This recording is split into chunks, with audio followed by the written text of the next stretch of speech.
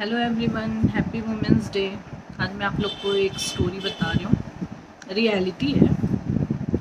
मेरी एक फ्रेंड थी, उसके 2 भाई थे। मैं अक्सर उसके यहाँ घर आना जाना करती थी, तो मैं देखती थी उसकी मम्मी जो है वो सारा काम मेरी फ्रेंड से करवाती थी, अपने बेटों से कोई काम नहीं करवाती थी। उनके बेटे बढ़िया बैठे रहते थे, मोबाइल चलाते रहते थे। कभी भी वो अपने बेटों को कुछ नहीं बोलती थी, खाली बेटी को हमेशा बोलते रहती थी तुम ये काम करो, तुम ये काम करो।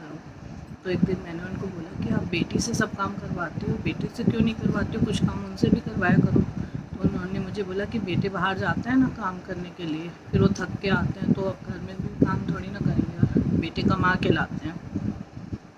मैंने बोला ठीक है। फिर मैंने उनको बोला कि कल जब आप बेटों की शादी करोगे और बहुएँ आएंगी, फिर जब बेटे आपकी बहुओं की काम में हेल्प करेंगे, उनका हाथ बैठाएंगे, तब आप बोलोगे कि बेटे बहुओं के गुलाम हो गए, बेटे जोरू के गुलाम हो गए। तब आपको ये नहीं दिखेगा कि बेटे भी बहुओं की हेल्प कर रहे हैं, तब वो हेल्प नहीं होगी। आप क्या बोलोगे कि बेटे जोरू के गुलाम हैं। तो ऐसा क्यों? आप बेटों को भी काम करना सिखाइए। तो आंटी बोली ठीक बोल रहे हो। अब उस समय मुझे लगा कि जब हम लड़कियों को काम करना सिखाते हैं, घर का काम लड़कियों को सिखाते हैं, तो लड़कों को क्यों नहीं?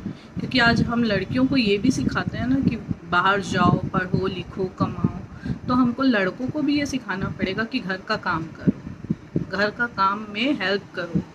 हमको लड़के और लड़कियों में अगर समानता लानी है, तो जितनी चीज़ें हम लड़कियों को सिखाते हैं उतनी लड़कों को भी सिखाएं, और जितनी चीज़ें हम लड़कों को सिखाते हैं उतनी लड़कियों को भी सिखाएं।